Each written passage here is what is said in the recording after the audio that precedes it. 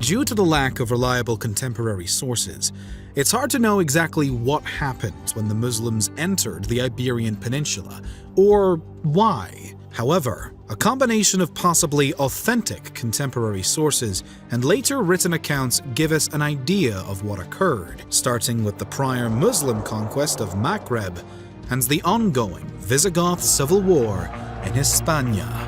While it's not crystal clear as to how the Visigoths in Hispania had turned on each other, it does seem evident that a civil war was afoot in the early 8th century. The Visigoth elites had been on a downward spiral for some time, and upon the death of their king, Witiza, the situation escalated rapidly.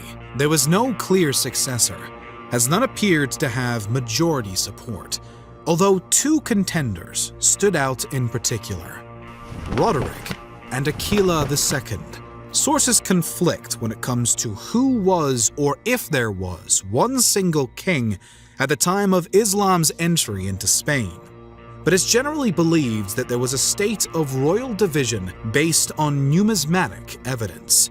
In this reality, Aquila would have ruled over the Ebro Basin and Septimania, while Roderick managed the rest. It was Roderick, however, who proved most relevant in the events to follow. As the Visigoth kingdom of Hispania was struggling to stay afloat in 711, North African Umayyad governor Tariq ibn Ziyad led thousands of his Muslim warriors into southern Spain. King Roderick led his own men against the invaders, meeting them in the south at the Battle of Guadalete. Though there is a severe lacking of contemporary sources recounting the events of the invasion as a whole, we know that the Battle of Guadalete was decisive and brought about the death of the Visigoth king. How the monarch died is not entirely clear, but it's speculated that a portion of the Visigoth army refused to support the alleged usurper king, and thus either withdrew entirely or at a minimum pulled back enough to allow the Muslim attackers to surround the fighting portion of the Visigoth troops. The latter was then routed, and Roderick was slain in the final leg of the battle. Now, the door was wide open for Tariq and his men to push forward. The surviving Visigoths remained divided and at odds with each other, and the Muslims soon gained reinforcements under the command of Musa ibn Nasir. Aside from a small region on the northern border, the Umayyads had seized the whole of the Iberian Peninsula in only a few years. Their next challenge was to set up a new administration to manage what would now be named Al-Andalus. However, this was not altogether difficult for the Muslims to do.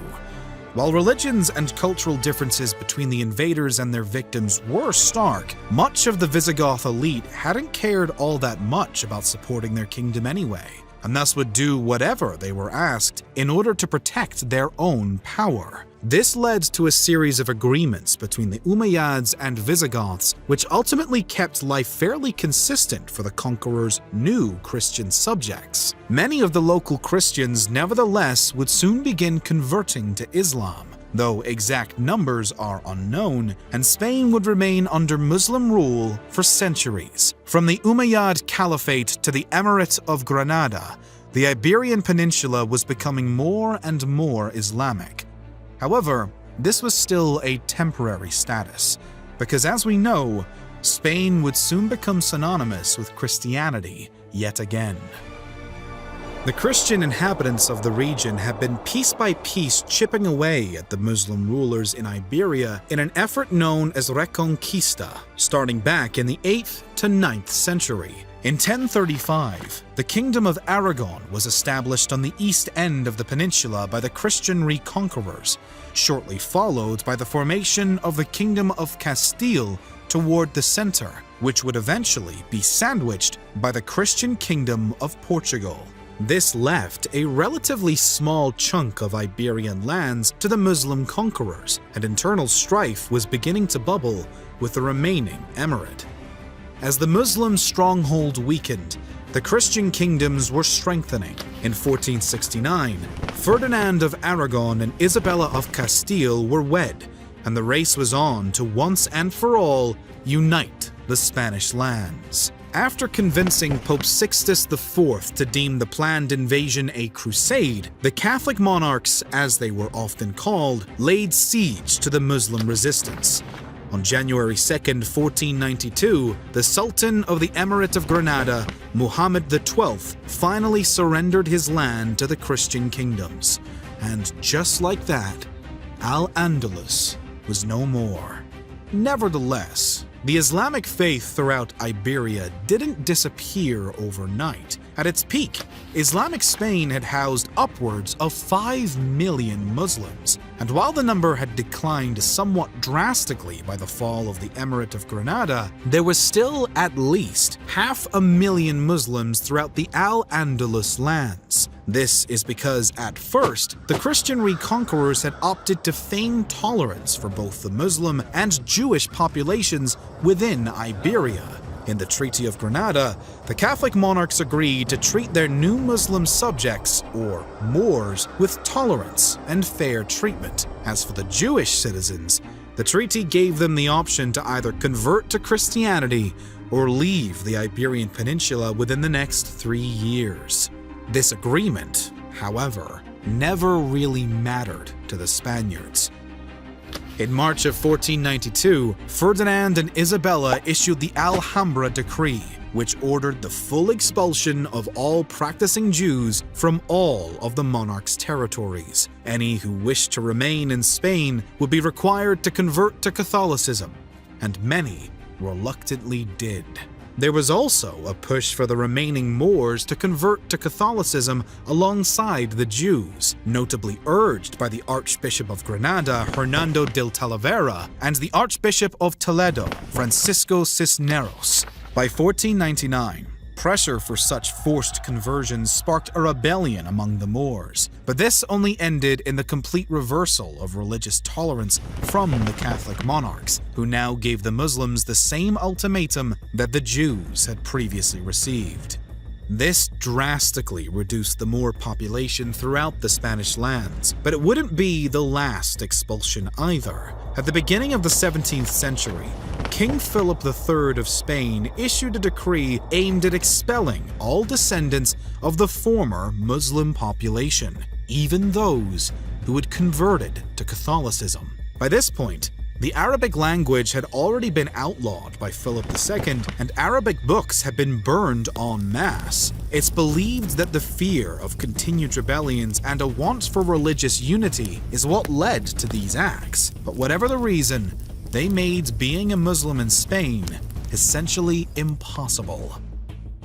It's believed, formally, that indigenous Islam had finally come to an end in Spain by 1727, after the final large-scale crackdown on those who had remained. All the while, the Muslim world of North Africa and the newly expanded Ottoman Empire had become safe havens, not just for Muslims, but even for the Iberian Jews. Many of both faiths had fled to these lands as opposed to trying to remain on the Iberian Peninsula in the face of persecution. By this point, there wasn't much of a reason for any religious minority to remain under the Spanish crown, especially for the Jews and Muslims. This means that the answer to what happened to the Muslim majority in Spain can be explained in two parts. For one, the fall of the Muslim leadership over Al-Andalus meant that many Muslims began to leave or convert voluntarily as they saw their own rulers and final Islamic emirate collapsing around them. But given that there were still around 500,000 Muslims in the Spanish lands, even at the time, it's clear that something else caused indigenous Islam to die out. And that's exactly the case. The Catholic monarchs and their descendants saw no reason to follow the rules they'd agreed to with the Treaty of Granada, and overall had essentially no tolerance for religious dissension. Thus, the determination to force conversions and expel all Jews and Muslims who refused to become Catholic led to a stunning decrease in both populations. As for the Muslims, the Spanish crown gave no leniency by the reign of Philip III, even for the descendants of the converts to Christianity. This ensured that even Islam being practiced in secret would disappear from the kingdom. And with the nearby North African and Ottoman lands welcoming the expelled Muslims and their descendants with open arms, why would they have wanted to stay in Spain anyhow?